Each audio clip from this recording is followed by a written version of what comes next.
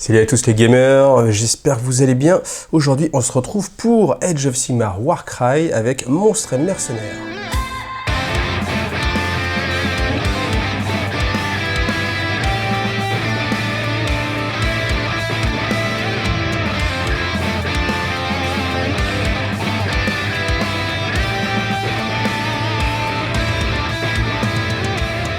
Alors ce supplément, je vous en parle que maintenant, eh bien c'est bien malgré moi, parce que j'aurais vraiment aimé vous le présenter plus tôt avant que ça sorte comme j'ai dans l'habitude, mais le problème c'est que avec la préparation du Iggy Summer Day, si vous ne savez pas ce que c'est, je vous invite à aller regarder ici. Donc vous avez un petit débrief, un petit live pendant l'événement. Je vais aussi en sortir un autre bien plus qualitatif, parce que là je l'ai fait en live et le son n'était pas terrible, mais en gros ça m'a pris vraiment beaucoup de temps, et c'est pour ça que là je vais essayer de rattraper un petit peu mon retard. Et ce supplément, je trouve qu'il vaut vraiment le coup. Alors, on va en parler un petit peu, on va regarder tout ce qui est à l'intérieur. Donc bien sûr, Terre de Défi, ça vous explique ce qui peut se passer, que de temps en temps, vous avez des combattants vraiment exceptionnels qui peuvent surgir. L'aventure continue, c'est bien sûr, vous aimez Warcry, du coup, vous allez aimer aussi Warhammer Age of Sigmar, parce que Warcry, c'est une porte vers Age of Sigmar. Alors, le fluff, il y en a un tout petit peu, c'est assez léger en fait, mais bon, ça suffit pour se mettre un petit peu dans le bain. Donc, on vous dit que dans les terres de Varanspar, il y a justement des grandes créatures qui peuvent être justement des quêtes, et ça on va le voir un petit peu en termes de règles, mais en termes d'historique, on a justement ces grandes créatures qui se baladent, et puis on a les champions qui se disent ma destinée ça va être de les affronter, et qui vont les appeler pour justement les affronter. Et c'est vrai que comme disait Joe, du coup là il y a vraiment moyen de faire une table à thème assez sympathique avec justement comme ça une sorte de méga dinosaure écrasé, ou alors même carrément la table, on se battrait sur la carcasse du dinosaure. Je pense que c'est vraiment une bonne idée. Donc Joe, j'espère que tu vas nous la faire, celle-ci, parce que c'est pas moi qui aurai le temps de le faire. Donc après, voilà, maîtriser les monstres, c'est parce qu'on vous raconte que les combattants, une fois qu'ils ont vaincu en fait le monstre, ils vont pas forcément le tuer, mais ils peuvent le dompter en fait, et après le monstre va se battre à leur côté, et ça peut être vraiment un grand gain. Donc voilà. Après, il y a cette image-là qui est assez violente, et je suis en train de me dire que même si on est dans un monde guerrier, c'est pas très souvent qu'on voit en fait des illustrations aussi abruptes en fait chez Games Workshop. Donc je sais pas, c'est peut-être pour montrer que Warcry, voilà, c'est vraiment quelque chose d'un petit peu plus sombre. Voilà, on va passer. Donc Karngrad, ça vous parle de la cité, c'est un petit peu la cité marchande. Alors on parle d'un bidonville où justement tout le monde vient se rassembler, c'est le point de rassemblement, où bien sûr il y a beaucoup d'assassinats, etc. Enfin, si vous connaissez le monde de 40 000 et Comorag, c'est un petit peu le même système. Voilà. Donc voilà, ça c'était pour le côté fluff. Alors après, on vous explique aussi pourquoi, eh bien, dans une partie de Warcry, vous allez pouvoir retrouver des personnages avec une stature encore plus grande, et pourquoi ils viendraient se battre en fait dans ces terres-là. Voilà, par exemple, on parle du Knight Questor, qui eux en fait ont un statut particulier parce que c'est Sigmar lui-même qui a confié une mission personnelle à ce Stormcast, et donc du coup ça peut l'amener justement à aller sur la Terre des 8 points, et puis à aider les tribus qui sont là-bas dans leur quête. Voilà. Alors ensuite on va regarder un petit peu les belles illustrations avec les figurines. Donc ça, j'aime bien cette ambiance là, cette ambiance un petit peu les forêts, etc. Il y a un petit côté très jeu de rôle Medfan, avec vous êtes dans la forêt, votre bande rencontre un ogre géant, une bête du chaos, etc. Et j'aime bien cette ambiance, elle me parle en fait. Ensuite, voilà, on vous montre un petit peu la galerie de figurines. Ça, c'est des choses que vous devez avoir l'habitude, qu'on a déjà vues. Mais c'est vrai que ça peut faire plaisir, parce qu'il y a quand même des superbes figurines que, eh bien, on n'a pas forcément une armée d'Age of Sigmar, mais on peut être attiré en fait par cette figurine et dire ah ouais, le Skullgrinder il a vraiment la classe, bon qu'est-ce que j'en fais, est-ce que je le peins juste pour mettre sur la cheminée? Et du coup avec Warcry, voilà, vous avez une excuse en plus, et c'est peut-être ça l'idée aussi, c'est de dire bon ok, le mec il a pas succombé à acheter une faction d'Age of Sigmar, bon avec Warcry, c'est plus simple, il va peut-être succomber, puis on va lui glisser comme ça des petites figurines en plus, et c'est très très bien. Alors là, les belles illustrations, j'aime beaucoup cette image aussi là, avec les couleurs, enfin il y a vraiment une dimension, on voit les gars ils sont en train de se battre, alors c'est, ouais j'aime bien, puis il y a 3 teintes différentes, je trouve qu'il y a un bel effort, et puis on n'est pas toujours dans de la fumée. Là, la fumée, je trouve qu'elle est vraiment utile, parce qu'elle met en valeur vraiment le décor, on a ce côté un petit peu fantomatique. Là, oui, ça n'aura pas été nécessaire. Et puis voilà, on va regarder comme ça encore les images. Donc toujours un petit peu la même chose, un petit peu tous les héros que vous allez pouvoir, ou tous les mercenaires plutôt que héros, que vous allez pouvoir utiliser dans votre bande. Les grosses bestioles, évidemment. Donc voilà, on va passer un petit peu. Et voilà, alors on arrive à le cœur du livre en fait, avec justement qu'est-ce que vous allez trouver à l'intérieur de ce livre-là. Alors je vais passer un petit peu, puis on va le faire au fur et à mesure, donc là il vous montre quelques marqueurs uniques. Donc là aussi je trouve que pour les factions de monstres, entre les trois symboles, entre ces deux-là surtout, on a vite fait de ne pas voir la différence quand on regarde un petit peu de loin, et je trouve qu'il y aurait quelques petits efforts à faire sur les symboles comme ça qui sont utilisés, sur les marques runiques. Et si je n'en ai jamais parlé, je vais vous le remontrer tout à l'heure, si j'y pense, ou sinon pas grave. Mais il y a certains symboles qui se ressemblent tellement que on passe vraiment une minute ou deux à se dire « Attends, est-ce que c'est bien ce symbole-là ou pas? Oui, c'est celui-là, bon ok ». Alors, quêtes fatidiques. Les quêtes fatidiques, qu'est-ce que c'est? C'est des quêtes de campagne, c'est-à-dire que dans le livre de base, vous avez pour votre faction déjà 2 quêtes de campagne qui sont des missions en fait spécifiques qui vont venir se joindre à des missions de type classique que vous allez jouer et puis avec un dénouement justement sur la fin. Et là, vous avez en fait 4 nouvelles quêtes qui peuvent être entreprises par n'importe quelle bande en fait. Et ça, ça vous rajoute en fait 4 quêtes de plus. Donc comme c'est assez travaillé, franchement, rien que pour ça, c'est vraiment super. Et voilà, donc après, je voulais attirer aussi votre attention qu'il y a bien les Spire Terror et les Scion of the Flame, qui sont en fait 2 factions qui ne sont pas encore sorties, mais dont on parle en fait dans le livre de base. Et bien voilà, ils les ont pas oubliés ici, donc même quand elles seront sorties, on pourra revenir et faire ces quêtes fatidiques. Alors, honneur ou gloire, c'est que simplement à la fin de votre quête, à la fin de votre campagne, vous pouvez choisir l'honneur ou la gloire, et qu'en fonction de ça, vous obtiendrez soit un artefact exalté, un artefact de pouvoir, soit un trait de commandement exalté, voilà, qui va venir remplacer vos traits de commandement classiques. Clac. Alors, voilà comment ça se présente. Donc, si vous avez déjà le livre de base de Warcry, vous savez comment ça se passe. Pour ceux qui ne connaissent pas, ça, en fait, c'est une quête complète. Donc, dans un premier temps, vous avez, alors je vais vous montrer peut-être la fiche, ça va plus vous parler, voilà. Ça, c'est votre fiche de bande. Et en fait, vous voyez, dès que vous commencez, vous avez le point de départ. Vous commencez ici, vous faites une partie classique, c'est-à-dire vous piochez des cartes. Il n'y a pas de mission spécifique. Si vous la remportez, vous avancez. Et après, quand vous arrivez sur une première convergence, vous allez jouer la mission qui s'appelle justement première convergence. Donc là, il y a un plan de bataille particulier, un déploiement particulier, et des choses qui vont être en fonction justement de ça.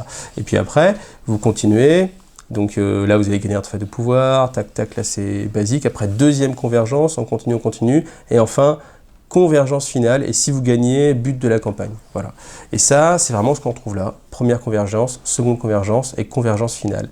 Et l'issue de la campagne, c'est ce qui vous permet justement, alors il y a toute une partie fluffique, franchement, je ne sais pas si je vais avoir le temps, mais j'aimerais vraiment vous faire, ça c'est mon vœu pieux, j'aimerais vraiment vous faire plusieurs vidéos en fait sur ma campagne que je vais essayer de jouer et avec vraiment cette progression et faire quelque chose de vraiment assez cinématographique, assez fluffique, avec des belles tables. Après c'est un peu difficile parce qu'il faut tous les éléments de décor, ces éléments de décor par exemple je connais personne qui en a dans mon entourage, donc après bon voilà, est-ce que je vais me fendre de ces éléments de décor exprès pour ça, je ne sais pas. Mais je pense qu'il y a vraiment moyen de raconter une histoire. Et moi, c'est ce qui me plaît vraiment à Warcry, c'est le côté, on part à l'aventure, on se raconte une histoire. Vous voyez, là-dessus, là, j'imagine bien la carte qui bouge. Enfin ouais, vraiment, c'est le style de jeu qui me parle beaucoup. Et après, alors je ne vais pas trop en parler là parce que c'est pas le but de ce bouquin-là, mais le système de campagne de Warcry est vraiment super bien fait parce qu'il n'est pas du tout contraignant.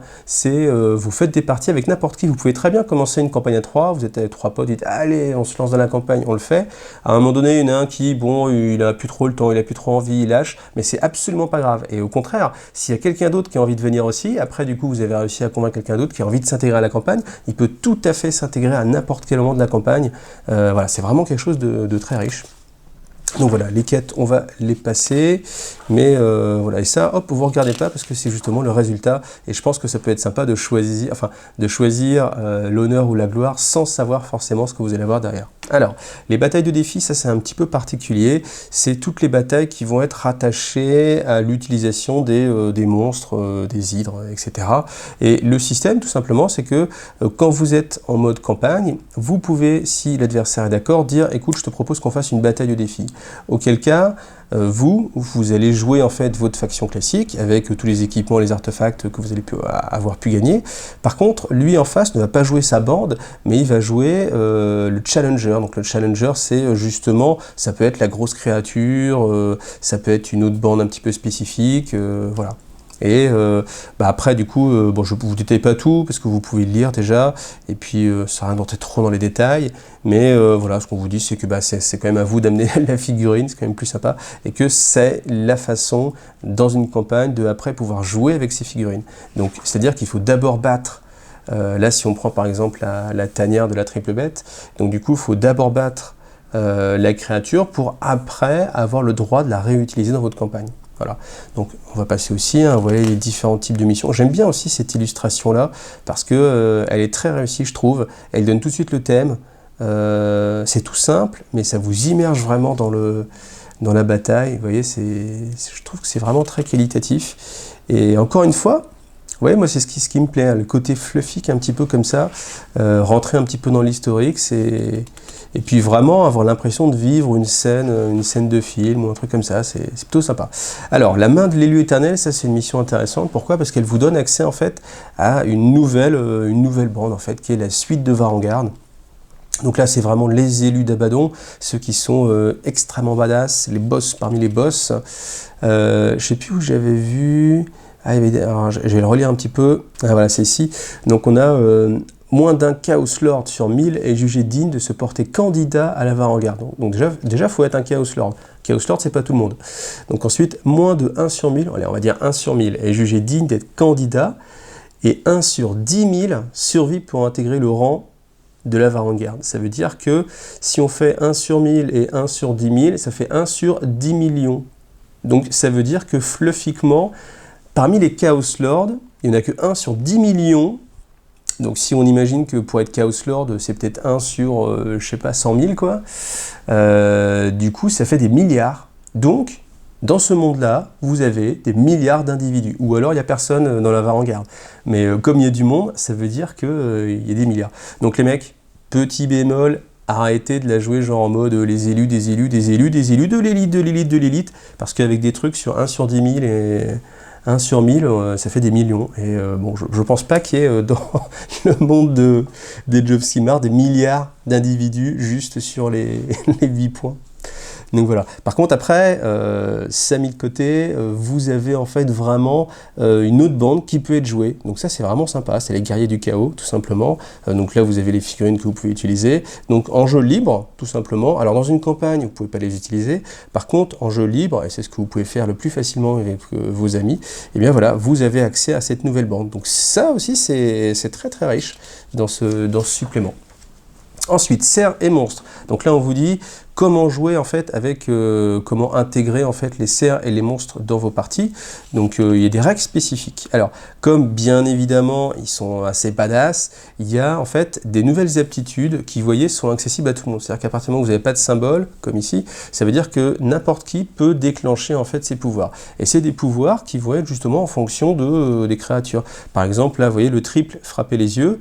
Donc si la prochaine action d'attaque qui cible un combattant ayant la marque runique gargantuesque, donc c'est les gros monstres, effectuée par ce combattant à cette activation donne une ou plusieurs touches critiques, soustrayez 1, jusqu'à un minimum de 1, à la caractéristique d'attaque des actions d'attaque effectuées par le combattant choisi jusqu'à la fin de la bataille. Donc ça représente les combattants qui viennent crever les yeux de la bestiole, et du coup la bestiole sera moins efficace. Et ça, bien sûr, ça va être utile que quand vous jouez contre les créatures, mais c'est justement pour vous donner en fait une petite chance, et puis pour rendre les choses aussi un petit peu plus sympas. Alors je vais vous lire quand même les 3 aptitudes des monstres. Donc pour un double, jusqu'à la fin d'activation de ce combattant, ne comptez pas la distance verticale lorsque vous mesurez la portée des actions d'attaque effectuées par ce combattant. Ouais. Alors pourquoi? Parce que dans les mouvements, on vous dit que si le socle n'est pas entièrement, et les socles ils sont badass, hein, donc ça n'arrivera jamais, s'ils ne sont pas entièrement sur l'élément de décor, et ben du coup la créature tombe. Donc ce qui fait que on pourrait se retrouver dans des situations où voilà, on a un gars qui est juste là et qui tape à distance sur le monstre et que le monstre ne puisse jamais le frapper s'il n'a pas d'attaque lui-même à distance. Donc c'est pour ça que vous avez cette capacité très facilement déclenchable où on ne va pas considérer du tout la hauteur et ça représente vraiment la créature, voilà, qui passe par-dessus les étages ou qui grimpe, etc. Alors, triple, attraper et tabasser. Choisissez un combattant ennemi à 6 pouces de ce combattant, retirez le combattant choisi du champ de bataille et placez-le à 1 pouce de ce combattant.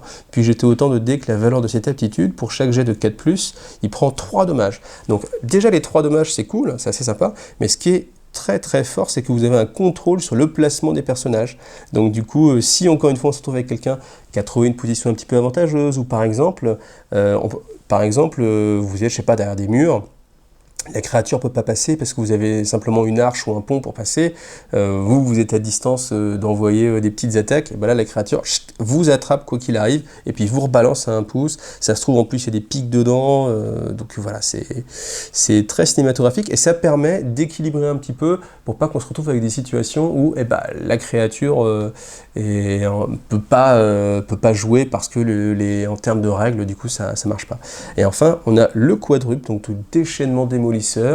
Donc choisissez un élément de terrain à 1 pouce de ce combattant dans l'ordre de votre choix, déplacez au sol chaque objectif, pion, trésor et combattant qui est sur l'élément choisi et sur tout élément de terrain se trouvant sur l'élément choisi et à l'endroit de votre choix, aussi près horizontalement que possible de son emplacement. Ça veut dire qu'en fait tout tombe au sol. Puis dans l'ordre de votre choix, chaque combattant replacé sur le champ de bataille subit des dégâts d'impact. Donc voilà, déjà bim, si c'était une construction assez haute, du coup il prend d'autant plus. Et enfin, retirer les éléments de terrain. Donc voilà, là on a vraiment ce côté, le monstre arrive, il détruit les bâtiments. Alors ça peut faire bizarre, c'est vrai que si on a un gros élément, là je pense aux sortes de temples, des Age of Sigmar, là je sais plus comment ils s'appellent, qui sont sortis là, et c'est sûr que s'il en casse un, ça vous fait un gros élément en moins sur la table, mais bon voilà, c'est cinématographique, ça fait plaisir. Alors utiliser les monstres, comment on va les jouer? En jeu libre, vous avez le droit d'en jouer un, tout simplement. En jeu narratif, comme je vous l'expliquais tout à l'heure, en fait, il faut d'abord avoir terminé une mission de campagne pour avoir le droit de l'ajouter, et il faut la gagner, cette mission de campagne. D'ailleurs, j'en ai pas parlé, mais j'en reviens un petit peu dessus, parce que c'est un élément qui est assez important, c'est que dans la campagne, il vous faut en fait des prérequis, c'est-à-dire qu'il faut avoir un certain nombre de territoires contrôlés avant de pouvoir tenter de faire cette mission. Et si jamais vous réussissez, vous avez le gain. Par contre, si vous échouez, vous allez perdre en fait des territoires. Donc il y a vraiment un coût en fait à tenter ces missions. C'est des missions qui sont assez balèzes. Voilà. En jeu égal, donc pas de créatures, à moins que vous vous mettiez d'accord pour les utiliser. Voilà. Et ensuite, chaque créature, elle va rentrer dans une catégorie en fait. Donc on ne va pas pouvoir jouer tout et n'importe quoi ensemble. Vous avez donc les 4 marques runiques qui sont associées justement aux différentes bandes. Voilà. Et là on a les 8 bandes, on va dire spécial Warcry, et là on a les 9 bandes issues de Age of Sigmar. Ensuite, vous avez aussi des nouvelles bêtes chaotiques. Donc ça, les bêtes chaotiques, il s'agit des créatures que vous allez pouvoir intégrer dans les missions classiques, même sans qu'on soit dans une quête ou quoi que ce soit. Quand vous tirez en fait une carte qui vous dit « Ah bah tiens, vous avez des bêtes chaotiques », eh bien vous pouvez aller piocher directement dans ces bestioles-là. Et puis on voit qu'il y en a qui rigolent pas, hein. Razorgore, voilà, donc 4, 4, 2, 5, c'est pas mal. Et puis 8 de mouvement, 4, 25 points de vie.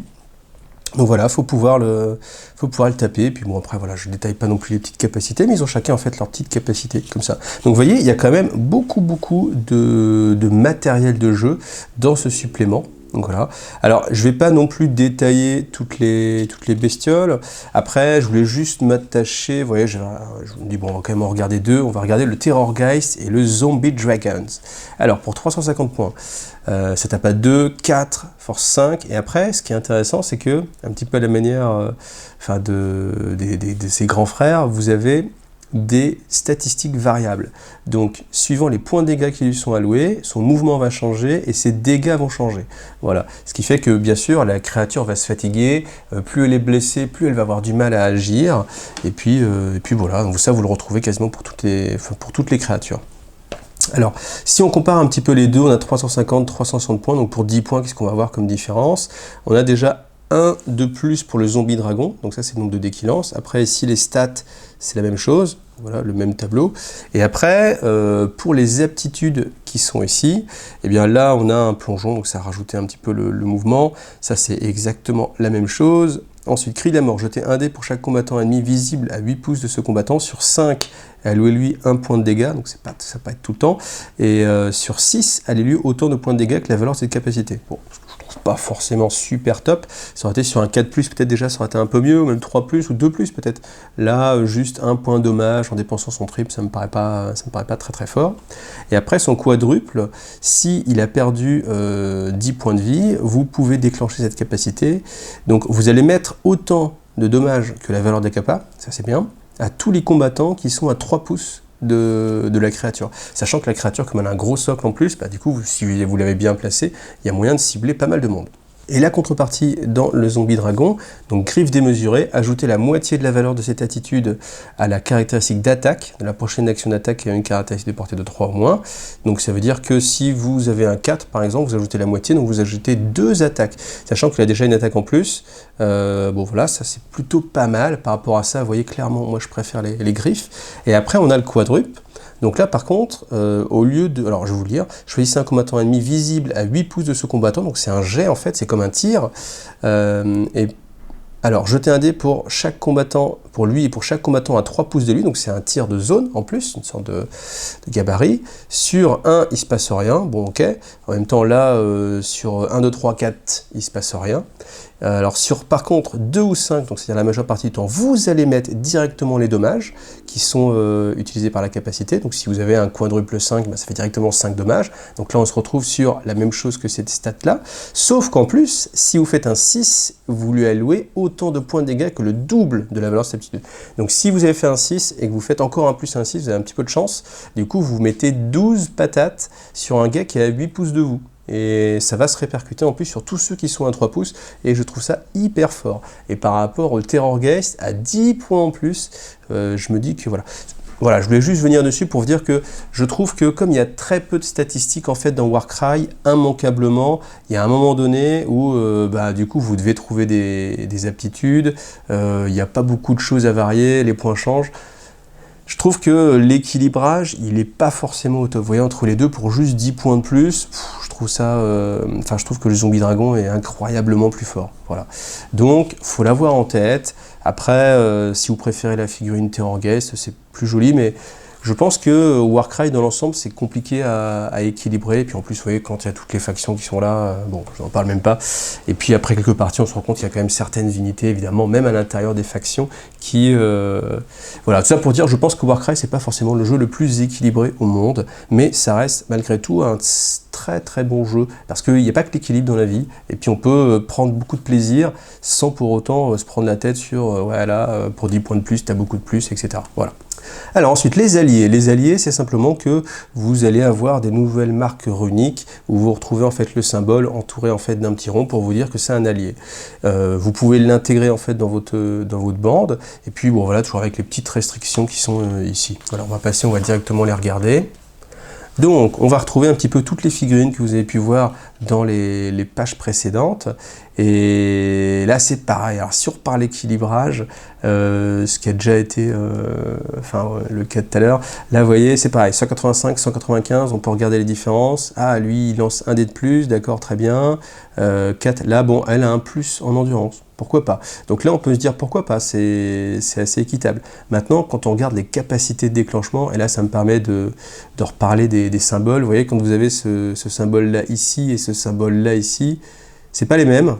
Et ouais, c'est pas les mêmes. Donc si vous n'avez pas l'habitude, franchement, on voit pas que c'est pas les mêmes. Donc voilà, j'en remets une petite couche parce que je trouve vraiment que c'est une petite erreur et qu'il y aurait vraiment tellement eu moyen de faire un autre symbole qu'un truc qui ressemble avec des pointes et un petit rond. Enfin voilà. Et donc les capacités. Donc le Shift 1, il peut balancer le coup fatal. Le coup fatal, qu'est-ce que ça fait? Ajouter la valeur de cette aptitude au point de dégâts alloués au combattant ennemi pour chaque touche ou touche critique de la prochaine action d'attaque et a une caractéristique de 3 ou moins. Donc comme c'est un double, ça veut dire que vous le faites automatiquement parce que vous avez un dé bonus à chaque tour. Donc ce dé bonus, vous allez le coupler avec un 6 ou un 5, parce que vous allez lancer 6 dés, vous allez avoir un 5 ou un 6. Vraiment, si vous n'avez pas de chance, vous avez un 4. Mais prenons le 4. Allez, vraiment, vous n'avez pas de chance. Vous avez fait un 4. Vous allez rajouter 4 dommages à chaque touche et touche critique. Ça veut dire que s'il balance 5 dés et il fait 3 touches, au lieu de faire 3 x 2, il va faire 2 plus 4, ça fait 6 points. 6 points x 3, ça fait 18 points de vie. Le mec, il one-shot à Tir-Larigot, et encore, c'est parce qu'il n'a pas eu de chance. Hein. Si vous faites un 6, c'est ce qui va être statistiquement le cas à chaque fois, puisque vous lancez 6 dés, ça fait 6 points de démage en plus, ça veut dire que chaque touche va balancer 8 patates. Et là, franchement, je trouve ça hyper fort. Donc voilà, ils avaient envie de vendre des Dark Ocean. Alors franchement, moi je trouve que ça devrait être soit un triple, ou enfin je sais pas, pour juste un double, c'est automatique.